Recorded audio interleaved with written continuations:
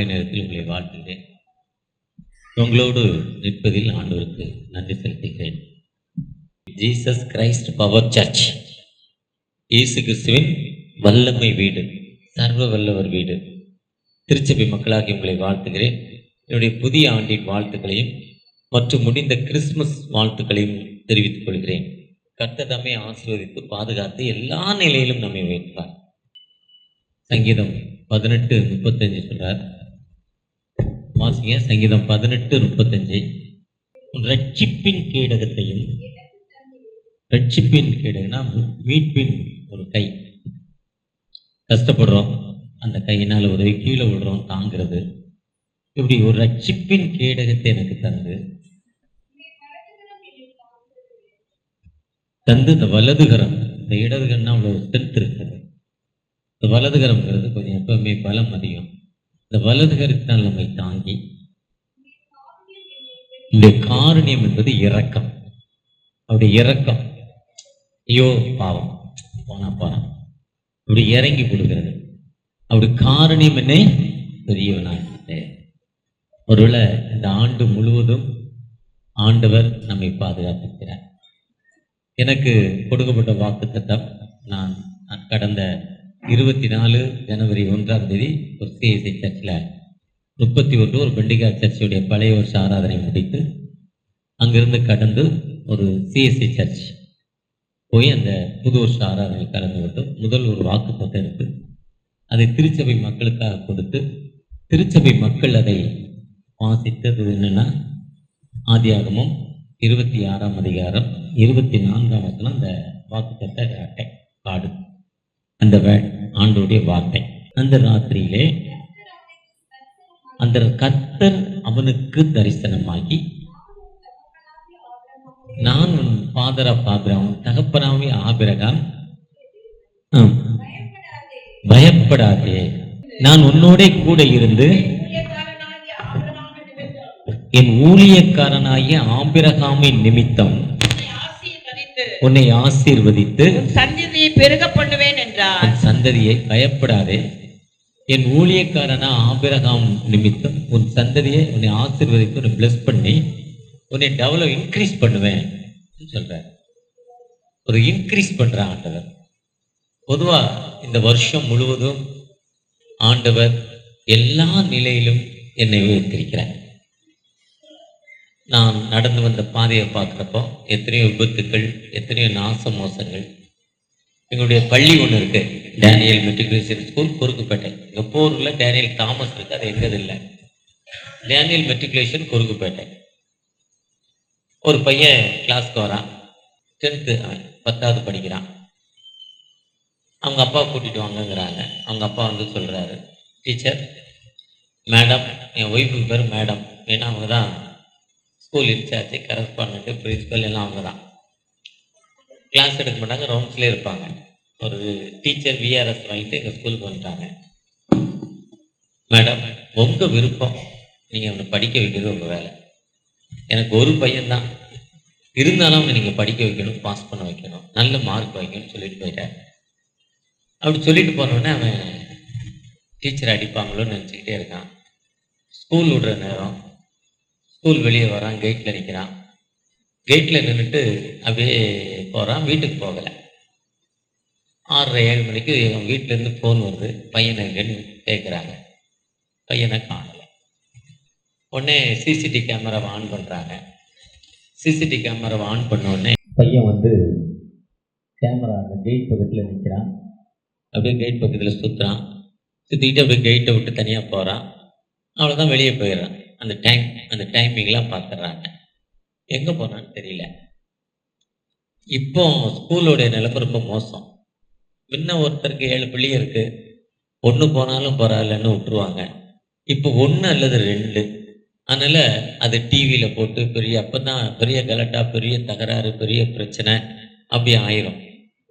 அந்த ஹெட் மாஸ்டரை கூப்பிட்றாங்க, அந்த அப்பாவை கூப்பிட்றாங்க. அவர் ஒன்றுமே சொல்லலை.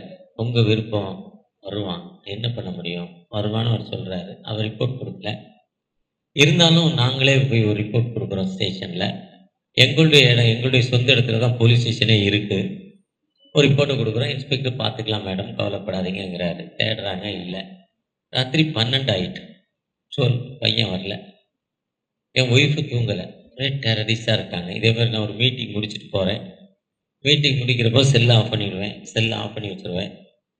பெல்லை ஆஃப் பண்ணிடுவேன். மீட்டிங் முடிஞ்சோடனே மிஸ்காலை பார்ப்பேன். அப்போ ஒரே டெரரிஸ்ட். இதே மாதிரி காணல. மணி 10:15, 10:30. ஒரே டெரரிஸ்ட். என்ன செய்யறது தெரியல. நான் என்ன வந்துடுவாங்க, கவலைப்பட. Don't worry. கர்த்தர் நம்மோடு இருக்கிறார். எனக்கு இந்த வருஷத்தில் கொடுக்கப்பட்ட வார்த்தை, do not afraid, I am with you. Increase your உன்னுடைய சந்ததி, உன்னுடைய நேஷன், உன்னுடைய ஜாதியை நான் பெருகப்படுவேன்னு ஒரு வாக்குத்தத்தம் எனக்கு இருக்கு. பொதுவாக என்னுடைய வாக்குத்தத்தத்தை நான் எப்போவுமே 1ஆம் தேதி கொடுத்த ஜனவரி 1ஆம் தேதி அந்த பிரசங்கித்த வாக்குத்தத்தத்தை சொல்லி ஜெபம் பண்ணுவேன். ஏன்ட்டு பார்த்தீங்கன்னா 2012, 2010 இருந்து உள்ள வாக்குத்தத்தத்தை எழுதி வச்சிருக்கேன் அந்த பைபிளில். 2010 சங்கீதம் 37:5 உன் வழியை கர்த்தருக்கு ஒப்புவி. நாம் கிரகிக்கூடாத பெரிய காரியங்களை செய்வார். நான் என் வழி இந்த வழியா போவையா வேண்டாமா, இந்த வழியில போவையா வேண்டாமா, இதை செய்யவா இதை வேண்டாமா, நம்மளால கிரகிக்க முடியாத பெரிய காரியங்களை செய்ய மாட்டவர். இது நடந்ததா, அந்த வருஷத்துல நடந்திருக்கும். கிரகிக்க கூடாத பெரிய காரியங்களை செய்ய மாட்டவர். 2011 சொல்றப்போ 1 சாமுவேல் 12:20 உன் கர்த்தரை முழு இருதயத்தோடும், முழு ஆத்மாவோடும், முழு பலத்தோடும், முழு சிந்தையோடும் நீ அவரை தேடு சொல்றார். நீ கிறிஸ்துவினால் உனக்கு ஆறுதல் பெருகும். முழுசா நீ ஆண்டவரை தேடுறப்போ அவருடைய ஆறுதல் அவருடைய பயப்படாத, அழாத, கவலைப்படாத, அந்த ஆறுதல். இப்படி ஒவ்வொரு வருஷமும் ஒரு வாக்கு தத்தத்தை கிடைக்கிறப்போ அதை எழுதி என்னுடைய பைபிளில் எழுதி வச்சிருப்பேன். கடைசியா 2023 கர்த்தர் எனக்காக யாவையும் செய்து முடிப்பார். கர்த்தருக்கு பயப்படுதல் ஜீவ ஊற்று. எனக்காக எல்லாத்தையும் அவருக்கு செய்வார். கர்த்தருக்கு பயப்படுதல் ஜீவ ஊற்று. ஜீவ ஊற்றுனா வற்றாத நீர் ஊற்று. இப்ப தாமிரபரணி பார்த்தீங்கன்னா மழை பெஞ்சாதான் தண்ணி வரும். திருச்சியில இருக்க என்ன ஆறுங்க, காவேரி, அது மழை காலத்துல தான் தண்ணி வரும். வைகை, மதுரை, அது மழை காலத்துல தண்ணி வரும். யூபிலி ஆறு போனீங்கன்னா கல்கட்டால எப்பவுமே தண்ணி இருக்கும். வற்றாதான் ஜீவ ஊற்று யூபிலி. கோதாவரி, அது ஜார்க்கண்ட்ல பெரிய கடல் மாதிரி இருக்கும், ஆறு மாதிரி இருக்காது, பிரம்மபுத்திராது, அதுல எப்பவுமே தண்ணி இருக்கும். நார்த் இந்தியால நைல் நதி எப்பவுமே தண்ணி இருக்கும். எகிப்துல இருந்து ஸ்டார்ட் ஆகுது, விக்டோரியா ரைன்ஸ்ல இருந்து ஸ்டார்ட் ஆகுது. அதுதான் ஜீவ ஊற்று. இப்படி ஒவ்வொரு வருஷமும் என்ன வாக்கு தத்தத்தை கொடுத்தாரோ அந்த வாக்கு தத்தத்தின்படி நம்ம நடக்க மாட்டார். நான் அதை நினைச்சிட்டு தான் ஜெபம் பண்ணிட்டு வந்துடுவார், கவலைப்படார், டோன்ட் வரி, நீ தூங்குன்ட்டேன். என் ஒய்ஃபு தூங்க மாட்டாங்க. ரொம்ப ரொம்ப ஜெபம் பண்ணிக்கிட்டே இருப்பாங்க, பைபிள் வாசிக்கிட்டே இருப்பாங்க. ஜெபம் பண்ணிகிட்டே இருக்கோம், பைபிள் வாசிக்கும். 12:15 ஒரு ஃபோன். எனக்கு ஒரு தம்பி ஃபோன் பண்ணுறாரு. எங்கள் வீட்டுக்கு ஏற்ற மாதிரி ஒரு தம்பி ஃபோன் பண்ணுறாரு. அவர் ஃபோன் பண்ணி, அண்ணே நம்ம ஸ்கூலில் ஒரு பையனை காணல, இந்த நான் பிடிச்சிட்டேன்னா. என்ன எப்படா பிடிச்சேன்னு? அவன் 12 மணிக்கு ரயில்வே பிரிட்ஜ் மேலே வந்துக்கிட்டு இருந்தானா. ஒரு ட்ரெயின் கும்மிடிப்பூண்டிலேருந்து வந்துதான், தண்டையார்பேட்டை ஸ்டேஷனில் இருந்து. அங்கே தான் எங்கள் ஸ்கூல். தண்டையார்பேட்டை குறிப்பிட்ட ஸ்டேஷனுக்கு இடையில இருக்கும். லெஃப்டில் ஹெச்பி, இப்படி வந்தீங்கன்னா லெஃப்டில் ஹெச்பி, ரைட்டில் எங்கள் ஸ்கூல். சென்னையிலேருந்து வந்தீங்கன்னா லெஃப்டில் எங்கள் ஸ்கூல், ரயில்வே லைன் ஓரமாக. அந்த ஸ்டேஷனை விட்டு ராத்திரி யாருமே இறங்கல. அந்த ஒரு பையன் மட்டும் அந்த எலக்ட்ரிக் ட்ரெயின் கடைசி வண்டியிலேருந்து இறங்கி போகிறான். School uniform. அவனுக்கு எப்படி தெரியும்னா, அவன் கூட படிக்கிற பையன், அவன் கூட படிக்கிறான் எங்கள் ஸ்கூலில். அவன் போய் பிடிச்சிட்டான் 12 மணிக்கு. அப்போ ஆண்டவர் நம்ம என்ன பண்ணுறதில்ல, எப்போவுமே கைவிடுறதில்ல. எப்போவுமே நம்ம சந்ததி என்ன பண்ணுவார், அவருக்கு ஒரு அவங்க அப்பாவுக்கு ஒரு பையன்தான். ஆனால் ஆண்டவர் ஒரு வாக்கு தத்தத்தை கொடுக்குறப்போ அந்த வாக்கு தத்தத்தை நிறைவேற்றி மாட்டார். நிறைய வாக்கு தத்தங்கள் இருக்கு வேதத்தில். பார்த்தீங்கன்னா நிறைய வாக்கு தத்தங்கள். ஒவ்வொரு நாளும் ஒரு வாக்கு தத்தம். அந்த வாக்கு தத்தத்தின்படி யார் தகப்பன்னு எனக்கு இந்த வாக்கு தத்தம் எனக்கு கிடைக்கல, அவர் எப்பவுமே நமக்கு வாக்கு தத்தத்தை நிறைவேற்ற மாட்டார். ஒரு ஆண்டவருக்காக ஊழியம் செய்யும் ஒரு மனிதர் ஜெபித்து கொண்டிருந்தார். கொஞ்சம் பலவீனப்பட்டார். சில வியாதிகள் அவரை பிடிச்சது, சில கஷ்டங்கள் அவருக்கு இருந்துச்சு, வேதனைகள் இருந்தது. அந்த வேதனையின் மத்தியில அவர் ஜெபம் பண்ணிட்டு கொண்டே இருந்தார். அந்த கஷ்டம், வேதனை, துன்பம், கஷ்டத்தின் மத்தியில் அவர் ஜெபத்தோடு இருக்கிறப்போ ஒரு தரிசனத்தை பார்த்தார். ஒரு தரிசனம், ஒரு இடத்துல போய்கிட்டு இருக்கிறாரு. அந்த இடத்துல இருந்து இன்னொரு இடத்துக்கு போனோம், பாலம் இல்லை. பாலத்தை தாண்டினா கீழே வந்து கொடூரமான பிசாசுகள், அந்தகார சக்திகள் கீழே இருக்கு. இப்போ அவர் நடந்து போக முடியாத நிலைமையில இருக்காரு. அதில் விழுந்த அந்த அங்கே எரிகிற அக்னி, பயங்கரமான சூழ்நிலை. தானியேலை தூக்கி போட்ட அந்த நெருப்பு மாதிரி இருக்கலாம், இல்லைன்னா யோசேப்பு போட்ட அந்த கிணறு மாதிரி இருக்கலாம். இப்படிப்பட்ட ஒரு கஷ்டத்தின் மத்தியில் என்ன செய்யறதில்லை, அப்படி யோசனை பண்ணிக்கிட்டே இருக்கிறார். யோசனை பண்ணுறது கீழேருந்து சத்தம் கேட்டு, உலக பிரகாரம் நீ ஆண்டவருடைய வார்த்தையை சொல்லி நிறைய மக்களை நீ கிறிஸ்துவின் மத்தியில் திருப்பிட்ட, குடி பழக்கத்திலேருந்து விடுதலை கொடுத்துட்ட நிறைய மக்களுக்கு, நிறைய மக்கள் கஞ்சாலேருந்து விடுதலை கொடுத்துட்ட, நிறைய மக்கள் விபச்சாரத்திலேருந்து விடுதலை பெற்றிருக்காங்க, நிறைய மக்கள் நல்ல மக்களாக ஆக்கிட்டாங்க. எனக்கு தேவையான மக்களெல்லாம் நீ கொண்டு போயிட்ட. அதனால உன்னைய பார், நான் இப்போ என்ன பண்ண போறேன்னு ஒரு பெரிய ஒரு சவால், ஒரு பெரிய கூக்குரல். என்ன செய்யறதுன்னு அவருக்கு தெரியல. அப்போ ஒரு 2 ஆணி பாய்ந்த கரங்கள் இந்த பள்ளத்துல, இந்த பகுதியிலிருந்தும் அந்த பகுதியிலும் 2 ஆணி பாய்ந்த கரங்கள் வருது. 2 ஆணி பாய்ந்த கரங்கள் அங்கிருந்து ஒன்று, இங்கிருந்து வந்து 2ம் ஒன்றாக சேருது. இப்படி ஒன்றாக சேர்ந்து இதுல நீ நடந்துவான்னு சொல்றார். அவர் அந்த பிசாசுடைய கொடுமையிலிருந்து தப்பித்துக் கொள்வதற்காக அந்த ஆணி பாய்ந்த கரங்களில் அந்த பள்ளத்தை தாண்டி அந்த பக்கம் போயிடுறார். அவர் அந்த பக்கம் போன உடனே அவருடைய தரிசனம் வந்து அவரை விட்டு கடந்து போயிடுது. தரிசனத்தில் முழிச்சிடுறார். அந்த கனவுல இருந்தோ தரிசனத்துல இருந்தோ தூர பார்வையிலிருந்தோ ஒரு முழிப்பு வந்தது. முழிப்பு வந்த உடனே அவர் பார்க்குறாரு, அவர் உடம்புல இந்த வியாதிகள் மாறி விட்டுச்சு. 2 கொரிந்தியர் 12:9 பவுலடிகள் கேட்பாரு. 2 கொரிந்தியர் 12, ஐயா என் உடம்பில் ஒரு முள் கொடுக்கப்பட்டிருக்கு, எனக்கு ஒரு வியாதி இருக்கு, அதிலிருந்து எனக்கு விடுதலை கிடைக்காதான்னு ஜெபம் பண்ணுவார். 2 கொரிந்தியர்ல பவுலடிகள் ஜெபம் பண்ணுவாங்க. பவுலடிகள் ஒரு சாதாரண மனிதர் இல்லை, ரொம்ப படித்தவர். அவர் வந்து அப்போஸ்தலர் 22:3 பார்த்தீங்கன்னா அந்த யூதன், கமாலியல் பாதத்தில் படிக்காதவன், எபிரேயர்ல இருந்தவளை எபிரேயன், கல்வி உத்தம மார்க்கத்தான், மார்க்கத்தின்படி வளர்க்கப்பட்டவன் சொல்வார். ரொம்ப ஒரு ஸ்ட்ராங் ஃபெய்த்தை சொல்வார். அதுதான் அவர் பிலிப்பிலையும் சொல்வார், நான் 8ஆம் நாளில் விருத்த சேதனம் பண்ணப்பட்டவன், பக்தி வைராக்கியத்தின்படி வளர்க்கப்பட்டவன். ஐயா என்னுடைய மதத்தை வந்து சொல்லி எனக்கு வந்து ஒரே கடவுள் தான், ஆனால் அந்த கடவுளுக்கு மேலே யாரோ ஒருத்தர் நான் தான் கடவுளுடைய மகன் சொல்கிறாரு, அவர் எப்படி நான் கடவுளுடைய மகன் சொல்லலாம், அது எப்படா சொல்லலாம் நீங்கள், அவங்களெல்லாம் கொலை பண்ணுறதுக்கு கையில் கத்தி ஏகே பார்ட்டிஷன் வச்சு தான் வர்றார். பெர்மிஷன் வாங்கிட்டு அப்போஸ்தலர் 9ஆம் அதிகாரத்தில் பெர்மிஷன் வாங்கிட்டு தான் வருவார். பெர்மிஷன் வாங்கிட்டு வர்றப்போ நிறைய கிறிஸ்டின்ஸை கொலை பண்ண போகிறார்.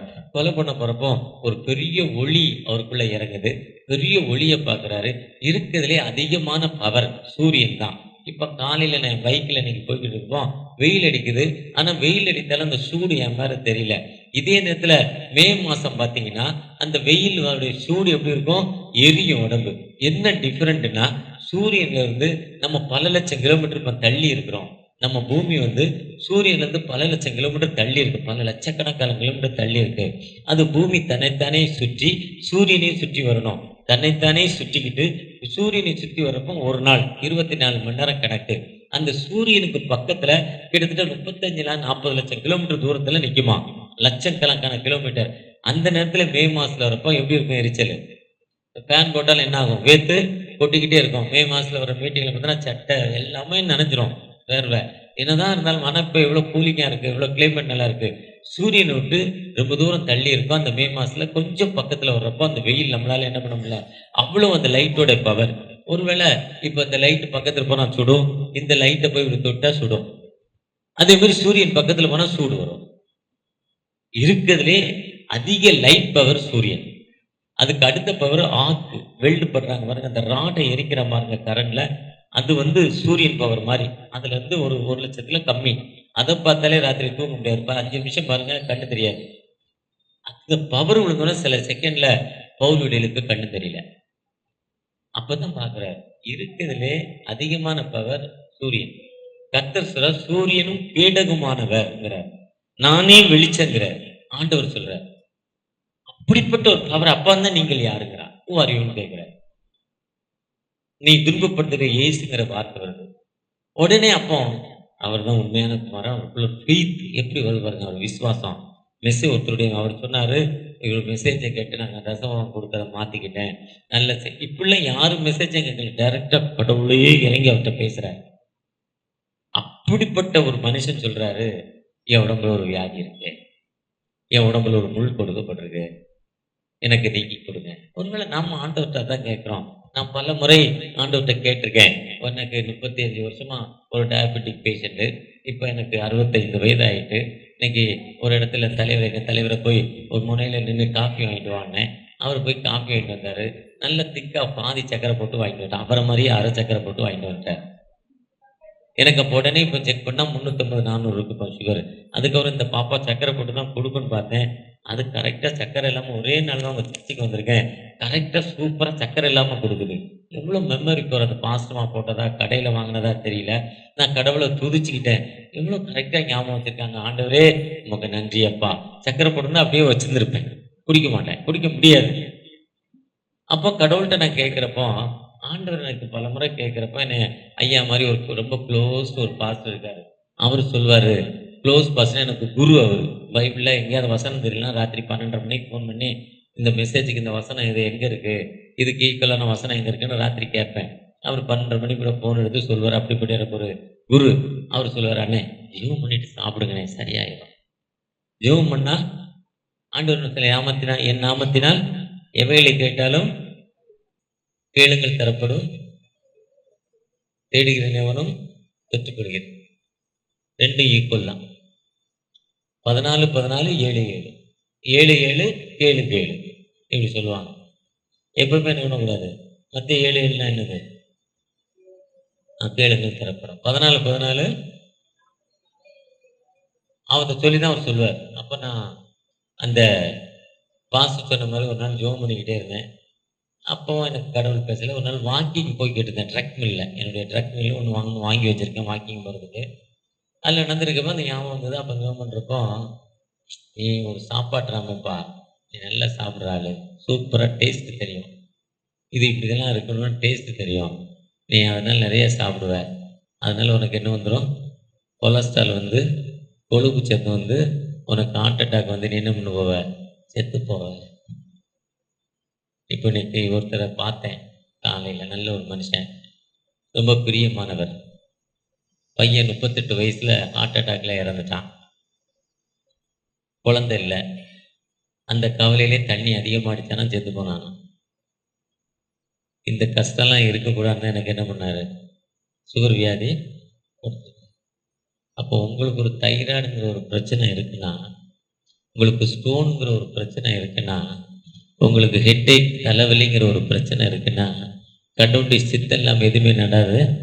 அவர் சொல்ல, தலையில் முடிகள் எல்லாம் எண்ணப்பட்டிருக்கு, ஒன்றும் என்னுடைய பெர்மிஷன் இல்லாமல் என்ன பண்ண முடியாது. நீங்கள் நல்லா சேக்கா தேய்ச்சி குளிச்சு தளிச்சு இப்போ போட்டு சீவிரப்போ குத்தாக முடி வரும். பெண்களுக்கு குத்தாக முடி வராதவங்களுக்கு நீளமாக இருக்கும், கீழே வரையும். கட்டையாக இருக்கவங்களுக்கு முடி கொட்டும். இது ப்ராக்டிக்கலாக. அதையும் அவர் எண்ணி வச்சிருக்கிறாராம். என்னுடைய நாலேஜ் இல்லாமல். அதுதான் அங்கே சொல்கிறார். என்ன சொல்கிறாரு, உன் உடம்பில் ஒரு பலவீனம் இருக்கு. ஆண்டவர் எல்லா நிலையிலும் நம்மை அறிந்து வைத்திருக்கிறார். என்ன சொல்ல, யாக்கோபின் சந்ததியாக. யாக்கோபுன்னா உன் பெயர் இனி யாக்கோபு இல்லை, இஸ்ரவேல் சொல்லப்படும். அது பேரை மாற்றி அவன் பிளஸ் பண்ணுவார்.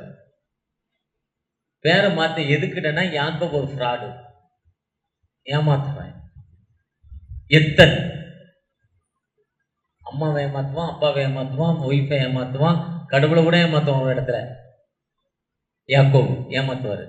அதனால அவர் சொல்வார், அது 33 வாசிங்கன்னா, நீங்கள் பிளஸ் பண்ணாமல் நான் உங்களை ரிலீஸே பண்ண மாட்டேன்டுவான், கெட்டி பிடிச்சிக்குவான், நான் விட முடியாதுப்பா.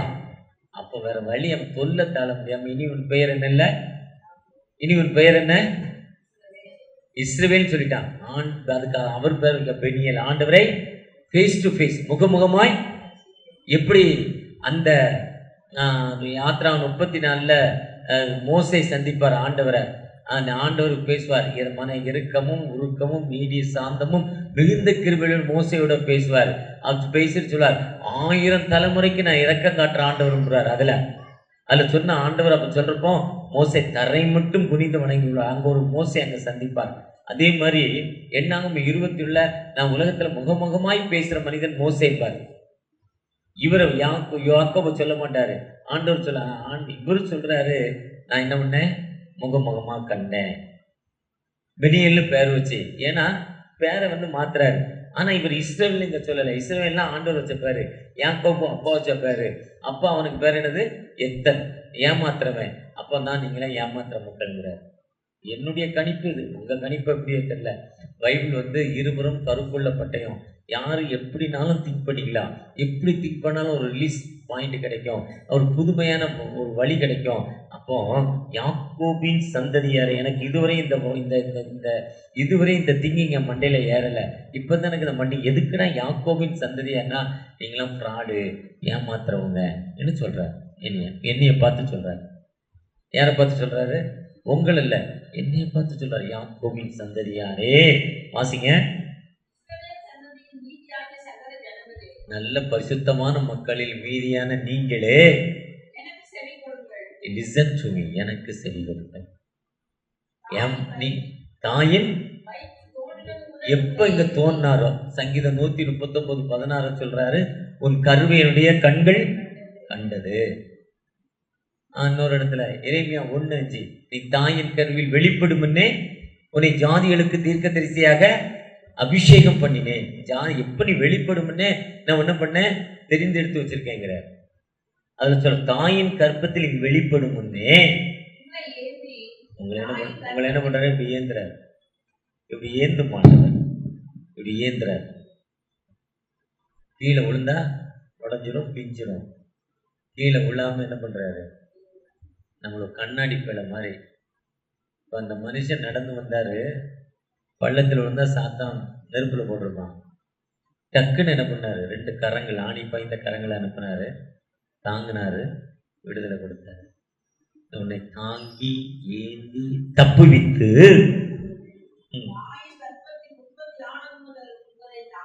எப்போ நீ உருவாக்கிட்டியோ அதுதான் இப்போ 4 மாசத்துல சரியான வளர்ச்சி, 5வது மாசத்துல சரியான வளர்ச்சி, 6வது மாசத்துல சரியான வளர்ச்சி, 7வது மாசத்துல ஒரு சரியான வளர்ச்சி, 8வது மாசத்துல சரியான வளர்ச்சி, 9வது மாசம் வந்த உடனே செக் பண்ணி இத்தனாம் தேதி குழந்தை வெளியே வந்துடும். குழந்தையோட எடை கூட சொல்லுவாங்க, இத்தனை கிலோ குழந்தை எடை உள்ள இருக்குன்னு.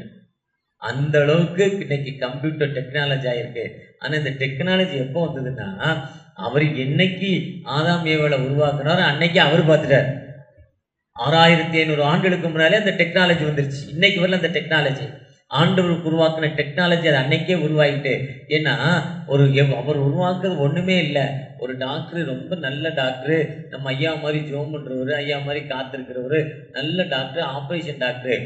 ஆப்ரேஷனுக்கு அந்த மயக்க மருந்தெல்லாம் வராத காலத்துல அந்த கோணியை அறுத்த மாதிரி கருகர். நேற்று ஒரு வில்லேஜுக்கு போயிருந்தோம். அங்கே அவங்க கோணியை கிஃப்ட் கொண்டு போன ஜாமான அவங்களால திறக்க முடியல, கத்திட்டு கரகரன்னு அறுத்துட்டாங்க.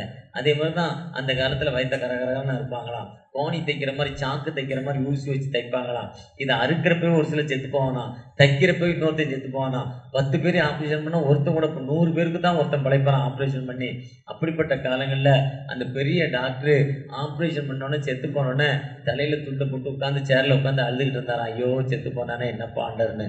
அப்போ ஆண்டவர் பேசினாராம், வர ஆபிரகாமுக்கு அயர்ந்த நித்திரை வர வைத்து அவன் விலா எலும்புகளில் ஒன்று எடுத்து ஒரு பெண்ணை உருவாக்குனேன்னு சொன்னாராம். அயர்ந்த நித்திரை வர வச்சாராம். அதுதான் என்னது, மயக்க மருந்து.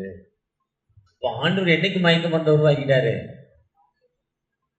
மனுஷனை என்னைக்கு உருவாக்குனாரோ அன்னைக்கு உருவாக்கிட்டாரு.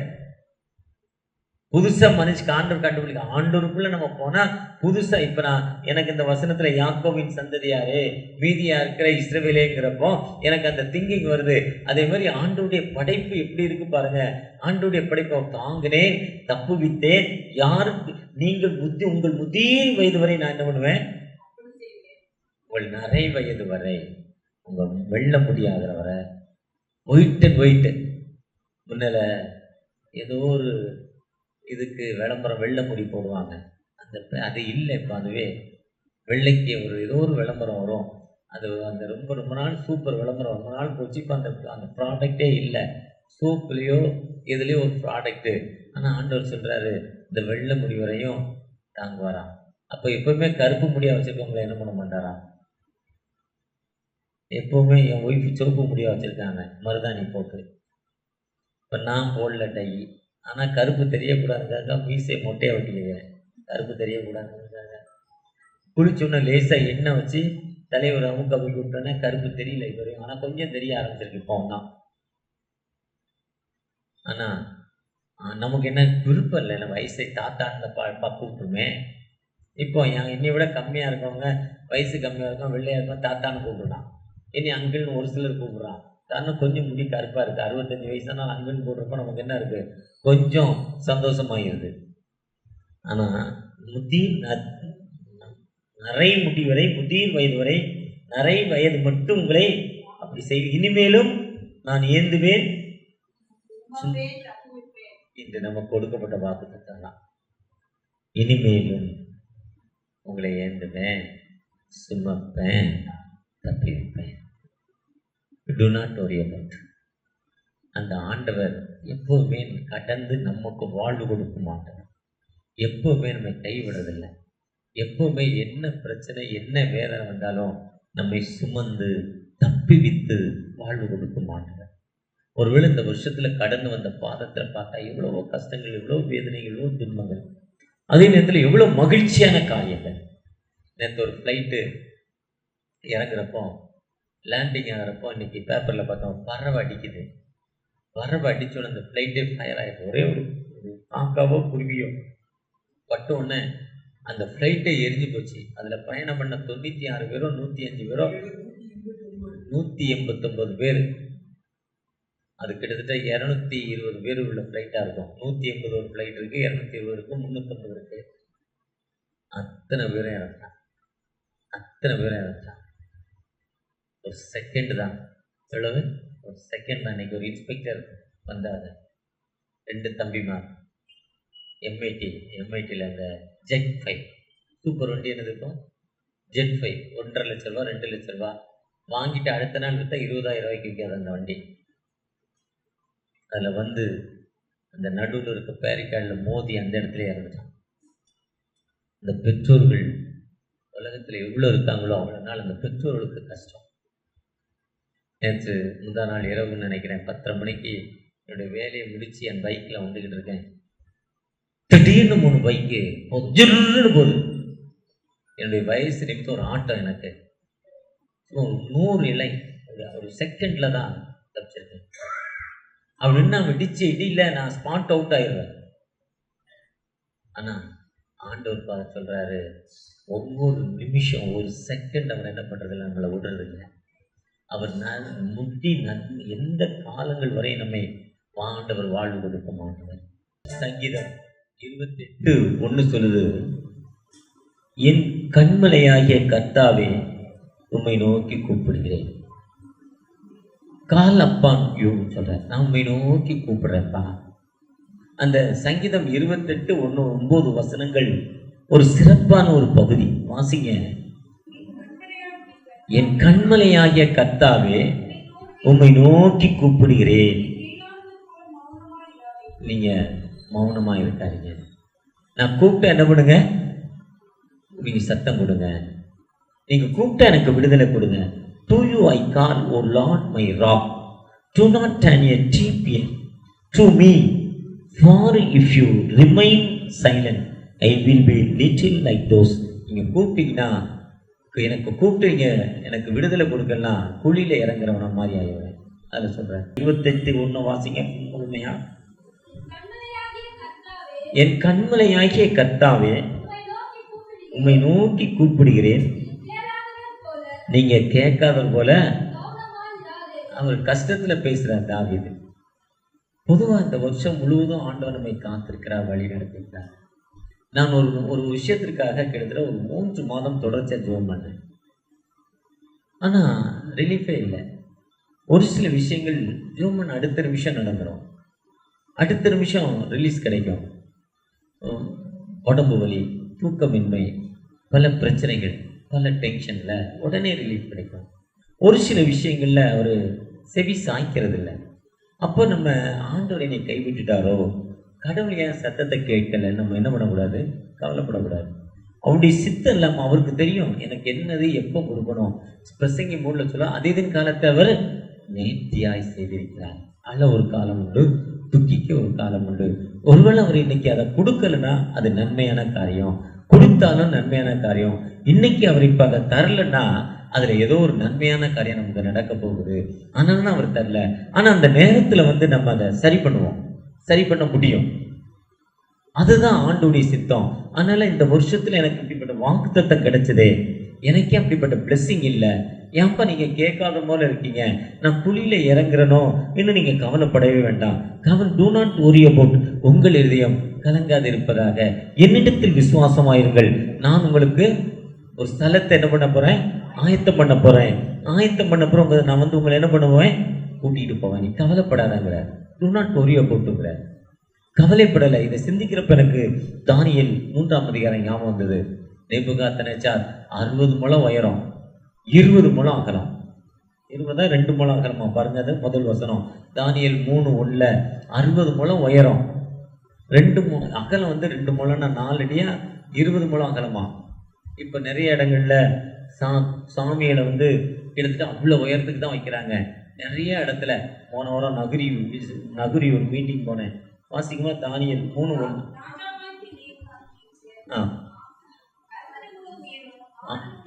6 முழம் அகலம், எவ்வளவு 12 அடி அகலம், 60 முழம் 120 அடி உயரம்.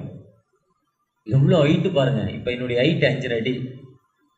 ஐயா 5 அடியா இருப்பார், இல்லை 4.75 இருப்பார். அந்த இவர் ஐயா ஒர்க் பண்ணுறவர் ஒரு 6 அடிக்குள்ளே இருக்கார். அவர் ஒர்க் பண்ணிக்கிட்டே இருக்கார், அதை செஞ்சுக்கிட்டே இருக்கார். 60 முழம் எவ்வளோ உயரம். ஆனால் அதை செய்து வித்து யார் ஆராதிக்கலையோ, அதை வணங்கலையோ அவங்கள தூக்கி நெருப்பில் போடுவாங்கிறார். அப்போ போட்டு கொடுக்கறதுன்னு ஒரு குரூப்பு, சாத்ராக் மேஷாக், அப்போ 3 பேரும் வழிபடலை. அப்போ 7 மடங்கு ஒரு நாளைக்கு, ஒரு வாரத்தில் 7 நாள் 7 மடங்கு அக்னி சூளை. 7 வயது சிறுவன், 7 வாரத்தில் நாட்கள் 7 டைம் இன்க்ரீஸ் பண்ணுறாங்க. அவரை தூக்கி கொண்டே போடுறவன் ட்ரௌசரு, அந்த ஹீட்டிங், அந்த ஃபயர் சர்வீஸ் போட்ட ட்ரெஸ் எல்லாம் போட்டு தூக்கி கொண்டே போட்டாங்க. போட்டால் தூக்கிட்டு போனவன் செத்து போனான், பாடி ஆகிட்டான், கரிஞ்சிட்டான். இவங்க ஒன்றாகலை. சூரியனுக்கு முன்னால் 1.5 லட்சம் கிலோமீட்டருக்கு முன்னால் இருந்தாலே கறிக்கட்டை ஆயிடுவோமா. ஜப்பான் ஹிரோஷிமால அணுகுண்டு போடுறப்போ 100 கிலோமீட்டருக்கு இன்னும் 1947-45 செகண்ட் வேர்ல்டு வாரில் அணுகுண்டு போட்டாங்க. இன்னும் மரம் செடி வளரலை. மரங்கள் எல்லாம் கட்டையாக நிற்கிது, கருப்பாகி நிற்கிது. 100 கிலோமீட்டருக்கு அந்த பக்கம் இருக்கிறது. அந்த 100 கிலோமீட்டருக்கு உள்ள அந்த கண்டு போட்ட இடத்துல ஒன்றுமே இல்லை, எல்லாம் பஸ்வமாயிடுச்சு. அவ்வளோ பவர் இது இருந்துச்சு. ஆனால் என்ன மிரக்கல், என்ன அற்புதம்னா, தூக்கிட்டு போனவங்களாம் செத்து போனான். 3 பேரை போட்டவங்க 4ஆவது ஆளாக கூட சுற்றிக்கிட்டு இருக்கான். +1 ஆயிடுச்சு, 3+1 ஆயிடுச்சு. ராஜா பாக்குறாரு, 3 பேர் தான்டா போட்டோம், 4 பேர் யாரா? மந்திரியை பார்த்துக்கிட்டு என் கண்ணு கொஞ்சம் அவுட்டு போலுக்கு, இப்போ என் கண்ணு கொஞ்சம் தெரியல, உள்ள ஒரு லென்ஸ் இருக்கு, அந்த பேரை திரும்ப மறந்துட்டேன். அதே மாதிரி எனக்கு அவுட் ஆகிட்டான்னு நீங்களாம் பார்ப்பாங்கிற. ஆமாங்க, 4 பேர் தான். அப்போ என்னடா நடந்தது? எப்போ என்ன பண்ண? அவங்க சொல்லிட்டு போனாங்க 3:17, நாங்கள் ஆராதிக்கிற தகப்பனை தப்புவிக்க.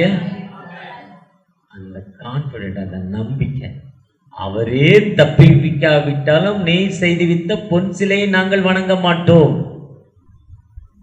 நம்ம கர்த்தருக்கு வர்றோம், கிடைக்கலாம், எங்கேயோ திருப்பி ஓடிடுறோம். அந்த பாஸ்டர் ஜோம் பண்ணுவாரு, அங்கே போனால் விடுதலை கிடைக்கு, இந்த சர்ச்சில் விடுதலை கிடைக்கல, இப்படிலாம் நம்ம எண்ணங்கள் இருக்கு.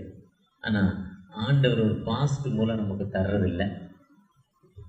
100 பேர் வந்தால் திறப்பின் வாசல் ஜபத்துக்கு 5 லட்சம் பேர் போகிறான், ஒருத்தர் 2 பேருக்கு தான் விடுதலை, பிச்சாளுக்கு விடுதலை இல்லை. அவனுடைய விசுவாசம், யாருக்கு விசுவாசமோ அவனுக்கு தான் விடுதலை. டிஜிஎஸ் தினனுக்கு 10 லட்சம் பேர் வருவாங்க, ஒரு 10 பேருக்கு தான் விடுதலை கிடைக்கும், இல்லை 3 பேருக்கு தான் ஹீலிங் கிடைக்கும். ஒரு 10 பேர் 15 பேர் தான் சொல்லுவார் ஹீலிங். அவன் விசுவாசத்தோடு இருக்கணும்.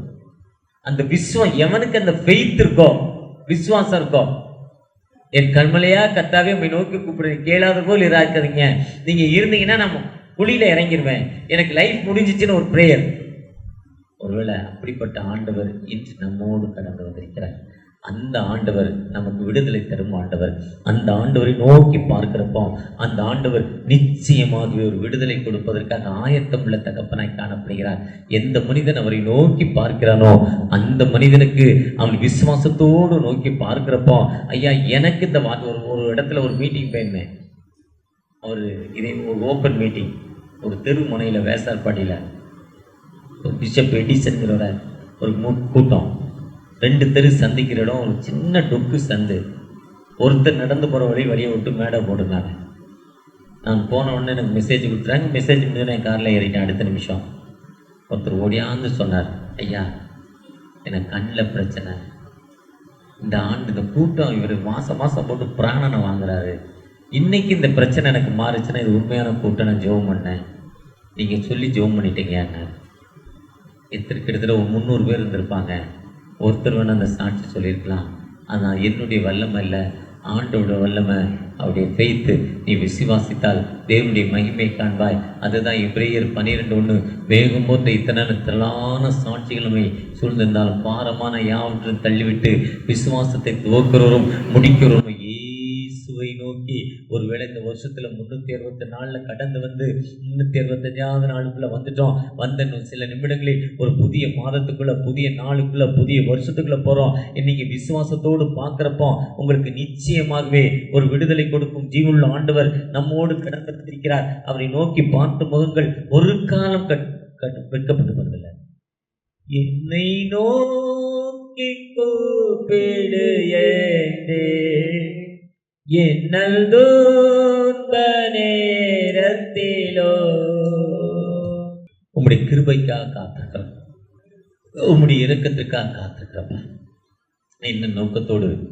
ஜீசஸ் கிரைஸ்ட் பவர், இயேசு கிறிஸ்துவின் வல்லமை ஊழியம், உம்முடைய வல்லமை தகப்பனே. இந்த திருச்சபை மக்களோடு, இந்த திருச்சபை மக்கள் தேவைகளோடு உடைய பிரச்சனை இருக்கிற ஒரு சின்ன ஜனக்கூட்டமா என் நாமத்தினால் 2-3 பேர் எங்கே இருக்கீங்களோ அங்கே நான் இருக்கிறேன்னு சொல்லுங்கப்பா. நாங்கள் கொஞ்சம் ஒரு 20 பேர் தான்ப்பா இருக்கிறோம். உங்களுடைய பிரச்சனை எங்களோடு வரட்டும், உங்களுடைய கிருபை எங்களோடு வரட்டும். இதில் யார் விசுவாசத்தோடு நோக்கி பார்த்தாங்களோ அந்த மக்களுடைய விசுவாசின் கட்டுகள் தகப்பனேன், அவங்க விரோதமான செய்வினை கட்டுகள் அவர்களை விட்டு தகப்பனேன். என் சகோதரி எனக்கு செய்வனப்படுறா, என் சகோதரன் எனக்கு செய்வனப்படுறா, என் பக்கத்து வீட்டுக்காரங்க எனக்கு செய்வனை பண்ணியிருக்காங்கப்பா, கூட வேலை செய்கிறவங்க எனக்கு செய்வனப்படுறாங்க, என்னுடைய கணவருடைய துறவியார் கணவருடைய சகோதரி எனக்கு பண்ணியிருக்காங்க, எனக்கு அந்த செய்வனை கட்டுகள் எனக்கு விடுதலை கிடைக்காதா?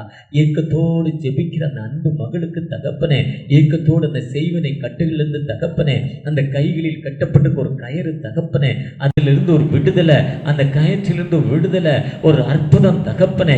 ஒரு விசை கூட உடைய பிரசன்னம் தகப்பனே, உம்முடைய வழிநடத்தல் தகப்பனே ஓரோடு இறங்க வேண்டுமாய் உம்முடைய கிருபை தேடி வந்திருக்கிறோம். அந்த செய்வினை கட்டுகளிலிருந்து ஒரு முழுமையான விடுதலை. இரவில் தூக்கமின்மை இல்லை, ஏன் இருக்கணும், யாத்து நான் செத்து போனுங்கிற அந்த எண்ணம் அந்த மகளுக்கு இருக்குப்பா. ஒரு விசை கூட நீ விடுதலை கொடுக்க போற தயவுக்கா கூட உம்முடைய அற்புத சுகமளிக்கு கரம் அந்த மகளோடு இறங்க போற தயவுக்கா கூட உம்முடைய கிருபையின் கரம் அந்த மகளோடு இறங்க போற தயவுக்கா கூட நன்றி நன்றி நன்றி தகப்பனே, நன்றி தகப்பனே, நன்றி தகப்பனே. ஒரு விடுதலை கொடுங்க, ஒரு ஆசீர்வதிங்க தகப்பனே.